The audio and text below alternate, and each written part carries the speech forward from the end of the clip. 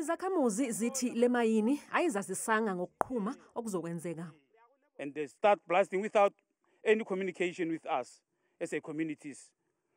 We just hear the noise and everything is shattered. Our windows shattered, houses broken, ceilings are down at the moment. Everything. And it's starting from here at the mine, far from more than 2,000 kilos for that blasting. Zithi abanikazi balemayini bayishaya indiva izikhalo zazo. The operator of the mine, they promised nothing because they said they don't have budget to repair our homes. They don't have a budget. This is what they say, because they take it for granted because we don't have anything to take the legal road or whatever. As the community, we were not warned about the blasting here.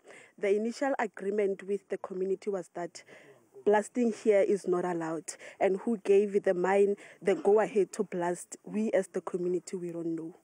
We were just surprised when we saw blasting here and then the subsequent damage that happened. uLydia Malepe yena uthi ingane yakhe iqulekile ngesikhathi kuqala ukuqhuma. Uma kuqala ukuqhuma ngibe nenkinga yomntwana wami omncane oye waquleka. Ngithe ngisadidekile ngamshiya nomama wami kubazama ukumphaphamisha ngokumthela ngamanzi ngesikhathi ngisayofuna usizo njengoba singatshelwanga ukuthi kuzoba nokuqhuma. Maenara ka kwa gore atla motsoshi ka baka la gore ha gona ntwe ile gore ba re informile ka yona. Izakhamuzi zitshelwe ukuthi okwamanje kuzobele zizithintithe emakhikhini ukuze zilungise umonakalo kuze kutholakale isixazululo.